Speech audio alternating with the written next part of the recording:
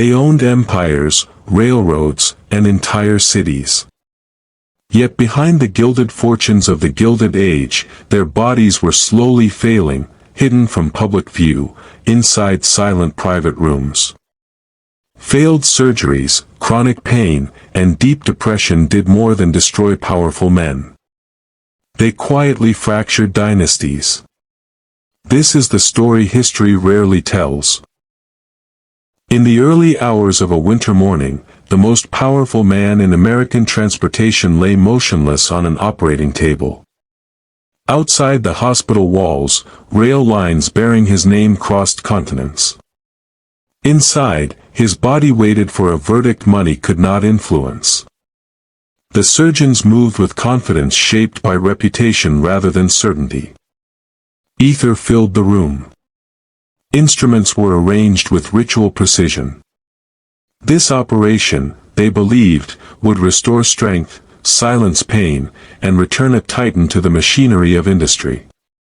The procedure lasted hours. When it ended, the doctors announced success. The obstruction was removed. The patient survived. Newspapers would later echo those words, success and survival, unaware that the real damage had only begun. Within days, pain returned. Not sharp, not dramatic, but constant. It resisted explanation. Physicians adjusted charts and theories, calling it irritation, nerves, exhaustion. None of the terms brought relief. The body refused to obey their optimism. At the turn of the 20th century, chronic pain was a mystery. Medicine excelled at crisis but failed at endurance. When suffering lingered, it was often blamed on temperament rather than tissue, on weakness rather than pathology. For industrial barons, this diagnosis carried shame. Their identities were built on control, decisiveness, and stamina. Pain that could not be conquered undermined everything they believed about themselves and the world they commanded. Public appearances were quietly cancelled. Meetings postponed. Assistants filtered calls. Newspapers spoke of rest and recuperation. Investors were reassured. The illusion of command remained intact, even as the man at its center withdrew from sight. Doctors recommended retreat. Sanatoriums promised recovery through routine and isolation. These institutions, often set in forests or mountains, marketed discipline as cure, structure as salvation, and obedience as the price of healing. Inside these facilities, days blurred together. Wake early. Eat plainly. Walk slowly. Rest.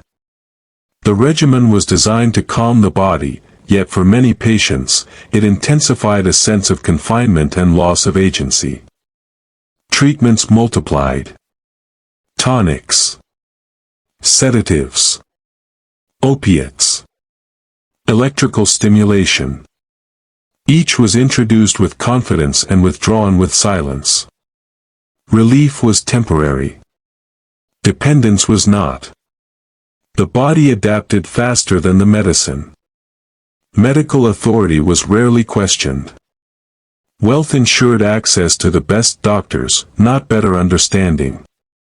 When symptoms persisted, explanations shifted inward. Stress. Ambition. Nervous disposition. The patient became the problem. Pain altered perception. Sounds felt sharper. Light became intrusive. Conversation required effort. The body, once an instrument of power, transformed into an obstacle that demanded constant negotiation. Letters from associates expressed concern without clarity. Decisions were delayed. Authority fragmented. Delegation, once strategic, became necessary. Control slipped quietly, not through failure of vision, but failure of endurance. Isolation intensified introspection. Without travel or meetings, time expanded. Thoughts circled endlessly. Illness became identity. The future narrowed to the next appointment, the next treatment, the next attempt at relief. Depression followed without announcement. It was not named openly. Among elites, despair was considered weakness. Yet private diaries reveal men questioning their worth once their bodies no longer responded to will alone. Sanatoriums recorded compliance, not recovery. Patients followed rules. Symptoms persisted. Medicine, unable to intervene effectively, became an observer rather than a solution. Public narratives softened reality. Newspapers framed absence as strategic withdrawal. The myth of control endured, protecting markets and reputations, even as physical and psychological collapse accelerated behind closed doors.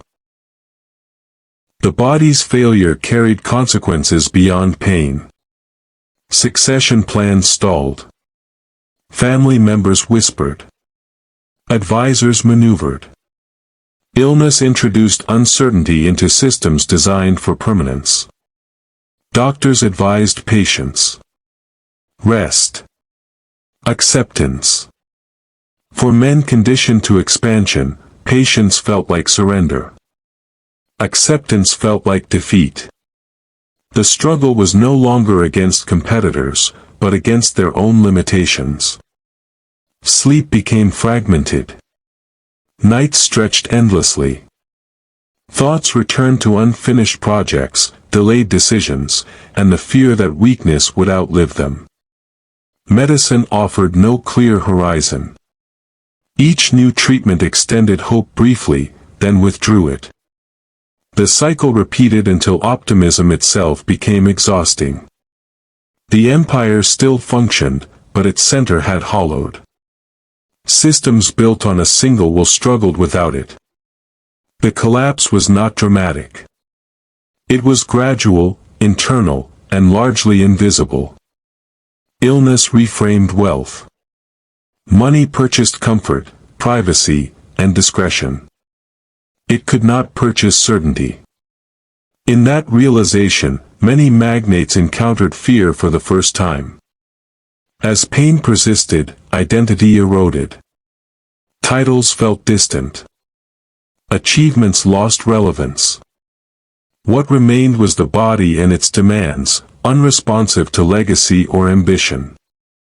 This was the true beginning of the fall. Not in markets or courts, but within flesh and mind, where power held no authority and wealth offered no remedy. The operation had not failed in the way history records failure. It had succeeded medically. It failed humanly, opening a chapter medicine could not close. Behind gilded fortunes, suffering unfolded slowly. It remained unseen, unspoken, and unresolved, shaping decisions and destinies long before historians noticed consequences. This pattern repeated across the age of industry.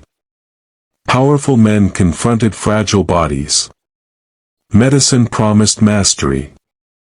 Reality delivered limits. Their stories rarely began with collapse. They began with optimism, confidence, and trust in progress. The fall came later, quietly, after the applause faded. The first collapse was not the end of these dynasties. It was the moment control slipped away, setting in motion consequences that would outlive the men themselves. The first collapse was never unique. Across the Gilded Age, other titans faced similar reckonings. Railroads, steel, oil, and finance were built by men whose bodies quietly failed beneath the weight of relentless expansion. Medicine promised solutions. Wealth accelerated access. Yet the same limitations followed every fortune.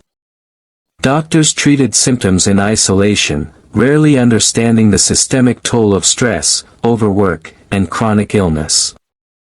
Rail barons suffered digestive disorders, cardiac strain, and nervous collapse.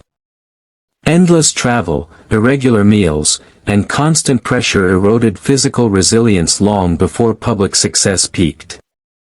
Steel magnates endured respiratory ailments and exhaustion. Foundries produced profit and poison alike. Long exposure to industrial environments left invisible damage that medicine struggled to diagnose. Oil tycoons faced insomnia and anxiety. Markets never slept, and neither did their minds. Doctors prescribed sedatives that dulled awareness but deepened dependency. In private correspondence, fear appeared repeatedly. Fear of decline. Fear of irrelevance. Fear that illness would expose vulnerability competitors could exploit. Sanatoriums filled with familiar names. Facilities designed for recovery became gathering places for the powerful and the broken, united by conditions money could not reverse. Treatments grew more experimental. Electrical currents were applied to nerves. Strict fasting regimes were imposed. Hydrotherapy promised balance. Results were inconsistent. Side effects were common. Doctors often blamed temperament.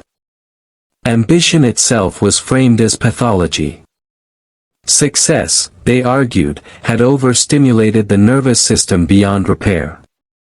Families bore the consequences. Wives managed households alone.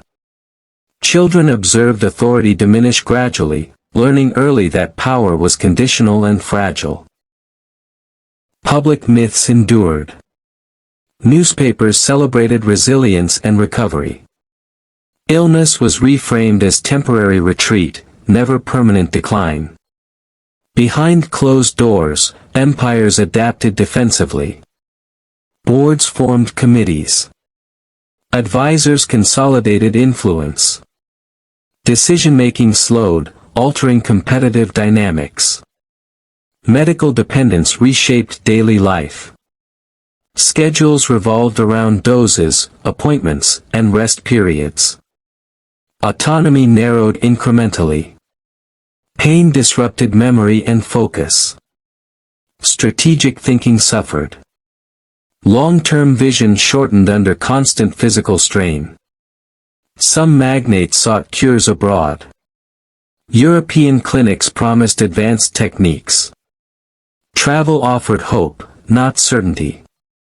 Results mirrored domestic failures. Relief was partial and temporary. The body resisted innovation as stubbornly as tradition. Illness altered succession. Heirs were drawn into leadership prematurely, often without preparation. Doctors became gatekeepers of power. Medical advice shaped corporate calendars and strategic decisions. In some cases, despair deepened into withdrawal. Public life ended entirely. Names faded from headlines while fortunes persisted without their architects. Addiction emerged quietly. Sedatives, alcohol, and stimulants blurred pain and consequence alike. Families protected reputations through silence. Illness was concealed to preserve legacy. Medicine struggled to distinguish physical from psychological suffering. The two intertwined relentlessly. As years passed, weakened leaders hesitated to relinquish control fully, creating instability within enterprises. Illness distorted time. Days slowed. Years compressed. Planning beyond survival felt abstract. Wealth insulated suffering but also isolated it. Pain unfolded privately, away from the public gaze. Doctors documented symptoms meticulously, yet outcomes remained unchanged. Repeated across industries, the pattern revealed a systemic truth: the age's greatest fortunes were built by bodies pushed beyond endurance. Medicine promised mastery over nature. Illness exposed its limits. As magnates weakened, systems they built began to shift independently, no longer anchored by singular will. The second act of these stories was not collapse, but adaptation, enterprises surviving even as their creators diminished. Yet adaptation came at cost. Innovation slowed. Risk tolerance changed. Empires became conservative shadows of former ambition. Illness altered relationships with wealth itself. Money became protection, not possibility. The myth of invincibility cracked.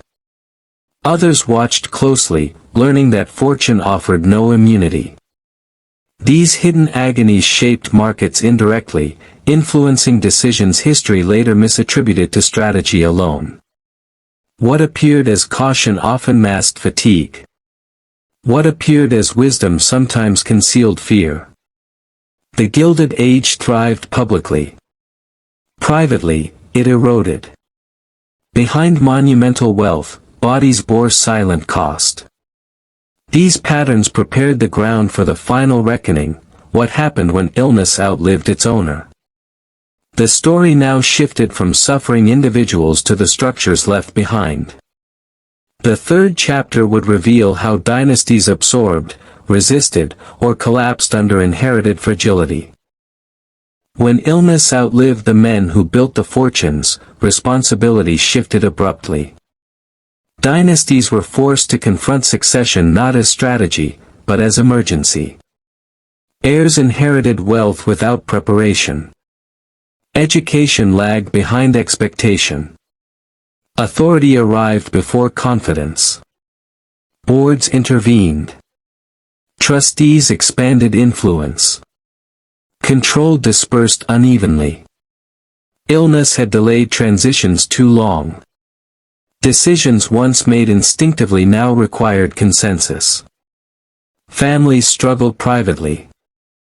Wealth magnified scrutiny while limiting vulnerability. Public narratives emphasized continuity. Privately, uncertainty dominated. Some heirs adapted. Others resisted leadership entirely. Medical trauma lingered.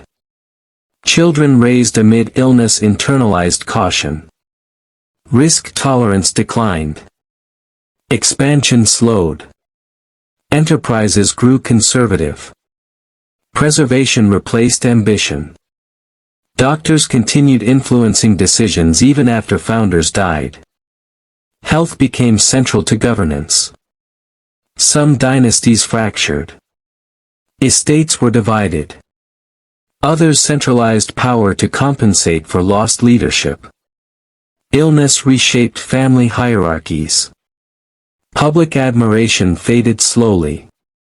Fortunes endured, but vision narrowed. Philanthropy replaced expansion. Legacy became defensive. Illness influenced generational psychology. Caution passed from parent to child. Medical histories became family secrets. Public histories ignored private suffering. Institutions survived longer than individuals. Markets adapted to quieter leadership. Some empires declined gently. Others dissolved abruptly. Illness determined timing more than economics. Medicine improved, but too late for many. History celebrated wealth, not pain. These hidden agonies shaped outcomes invisibly. Behind every dynasty stood a fragile body. The Gilded Age glittered outwardly. Internally, it fractured. Wealth preserved memory, not vitality. Medical limits shaped economic history. Dynasties adapted unevenly. Pain became inheritance. A family heirloom resting alone. Closed doors in a grand house. Understanding came too late.